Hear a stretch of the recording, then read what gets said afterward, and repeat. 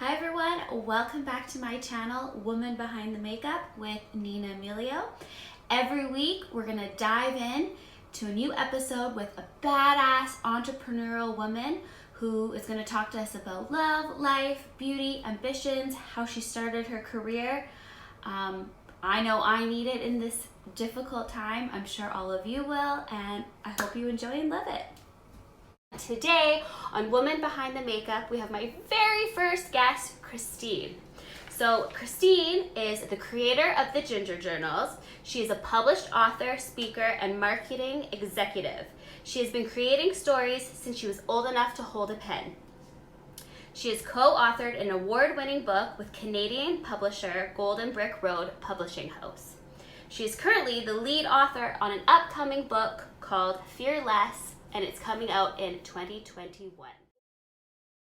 When did you know that you had the confidence to say, hey, I want this to be published and out there? Because I'm sure not everybody, but a lot of writers write for themselves, but maybe they don't know when it should be published or how to do it. So how did you know you wanted it to be published and when? I actually really accidentally fell into getting published. I've always loved writing, like I said, ever since I was tiny. Like I was just writing stories all the time. And one of my good friends from Castlegar, from the Kootenays where we're from, owns the Castlegar Source. Her name is Kyra Hogan. And we were visiting one day and I don't know how it even came up. It was years ago. And I just said, oh, I love writing. And she was like, well, send me something. And so I sent her something and she was like, holy shit, this is really good. Do you want to write a column for the Source? And I was like, oh, wow. Okay. And so that's how it started. And I really fell in love just more and more with writing and being published and reaching a larger audience. She hates it because I always credit her for everything that's happened in my writing career, because she's like, it's not me, it's you. And I'm like, no, it was you. Because if you hadn't have given me that opportunity, I don't know if I ever would have pursued it. So I really owe her, huge. So for someone starting their journey in publishing, what is the process like? Like, how did it happen for you to have like your book published and like your stories published in a book? How did that? So one of my friends, I forget, again, we were just chatting and I was like, yeah, I love writing. I have a blog and, I've been published before. And she said, well, I'm working right now with a publisher called Golden Brick Road Publishing House. You should reach out to them. And I did. And Kylie, the publisher, had a project called Dear Love that they were working on. And so we chatted and decided that it would be a fit. And so I went for it. It was super exciting, such an amazing experience to be a part of. And I think if anyone is interested in kind of pursuing a writing career or being published, don't be afraid to approach publishers, approach bloggers, ask if you can, guest blog, approach magazines, ask if you can be a columnist. You're not necessarily going to get paid, but you're going to gain experience and you're going to gain exposure. So yeah, don't be afraid to walk up to people and tell them what your dreams are. I agree. Sometimes you have to be really bold, and sometimes it's scary to take that first, but once you do, I think it works out for you. Absolutely. So I was just going to say, how did your work in Dear Love come about? But you kind of answered that. But so how, from day one to it being published, like what was the process? Like what was it like? Oh, it was actually really difficult. I have a huge respect for people who have written entire books on their own. It is hard work. It's endless editing and endless doubting yourself and second guessing everything. I was so blessed to have an amazing publisher and an amazing lead author, Sarah Gustafson. She was so supportive, and I was constantly bouncing ideas off her, and she was just constantly talking me off the ledge. But yeah, just lots of brainstorming and calls and draft after draft and editing after editing. It's quite the process. I have a huge respect for the publishing industry, for sure. So it took about 1.5 years from kind of day one to the printed product being in my hands. So yeah, I don't And I imagine it's much longer for solo authors as well. Writing a whole book, you know, it's 90,000 words. So it's pretty crazy to write an entire book on your own. I agree. I like tried to do it one time. I was like, I'm gonna write like memoirs, and then I was like, I think like 4 pages in, and I was like, yeah.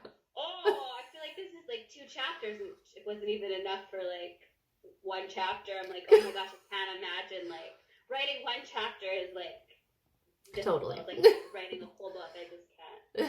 Yeah, no, it's definitely. Can't imagine. Yeah, it's a lot of work. Yeah. So how did you feel when you saw Jillian Harris with the copy of Dear Love? Oh, I totally fangirled a little bit. Like, yeah, I squealed. I was in the car with my fiance, and I totally squealed and, you know, screenshotted it and sent it to all my friends. It was pretty amazing to have her. And she's so great at kind of promoting small businesses and entrepreneurs, and you know, it was so great that she did share. And women, yeah. Absolutely. So your new novel is called Fearless. Yes. Can you tell us a little bit about that?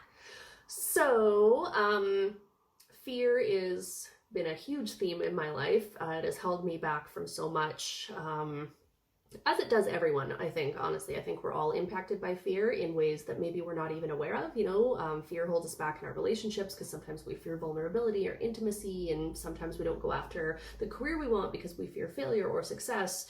You know, it's kind of endless. And so I approached the publisher about writing a book about fear, and she was stoked on it. So I'm the lead author on that project, and it's just a bunch of different amazing authors all writing about their experiences of fear, how it holds them back, how they've overcome it or are kind of working towards that. Because I think sometimes overcoming fear isn't linear. There's not like a kind of a finish line, like, you know, I don't fear anything anymore. Like, I don't think that's necessarily the case. So yeah, just stories about fear, how it holds us back, and how we can get past it and go after the life that we want. I think that's actually like so amazing, especially with what's going on right now with COVID. Yeah, it turns out it's really timely. I said that to the publisher. I was like, wow. Were you writing it like before COVID? Like yeah. Before? Oh, wow. Yeah. And now that we're, you know, just facing this entire different reality, yeah, so it's very timely now. So the Ginger Journal, on like I just follow you on Instagram, and you always, like, your stories on there just like either make me laugh, make me cry, make me realize that I'm not alone with my like dark, sarcastic, like morbid, no, not morbid, that's fine, but dark thoughts, like I'm not alone. So tell us more about your blog on the Ginger Journal. Yeah, so I guess I would describe it as like a lifestyle blog or a personal development blog. I talk about my life and my experiences and the things I've learned, or the things I am still learning or need to learn. I try to, you know, provide insight on how things that have worked for me, for how people can kind of go after their goals.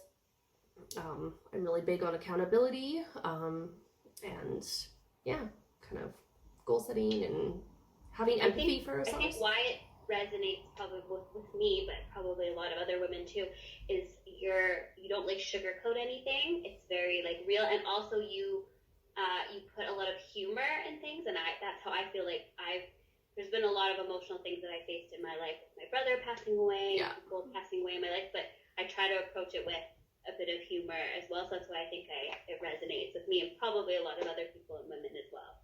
I definitely try to incorporate humor into my life as much as I can.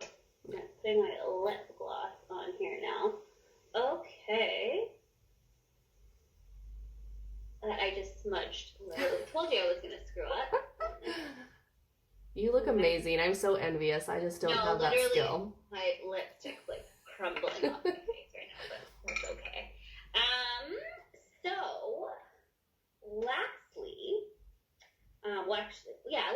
what is the biggest lesson you've learned in 2020 that you will bring into 2021 with you? 100% surrender. I think if this has taught us anything, it's that we control nothing. We have almost zero control. All we can control is kind of our perspective and our attitude. And I think it's really important just to relax and let go, and just surrender sometimes. Like, we try to control everything, and it can really work against us. I think it's great, you know, to have goals and obviously a path that we want to follow, but I think being open to other opportunities and, you know, kind of the ebb and flow of life, you know, be flexible. That's 100% what I have needed to learn, and so I'm definitely going to take that with me moving forward. I 100% agree, because actually, and I have it written down, the thing that I'm going to bring with me is the future is uncertain, and it's okay to be nervous about it and scared. So it's Absolutely. kind of very similar. And it's okay to not be okay, and it's okay just to not know what's going to happen. Yeah, and it's okay to reach out for help and access support. Yeah, 100%. Well, thank you so much for joining me for my first episode of Woman Behind the Makeup. I've learned a lot about you, actually, that I didn't know. So this is exciting for me. And thank you so much. You can follow Christine on the Ginger Journals on Instagram, but I will link all of my handles as well as Christine handles and everything that we've talked about, makeup, wine, lifestyle, below. So if you like this video, please like it and please subscribe. Thank you, Christine. Thank you. You can disguise and hide what you feel inside, but let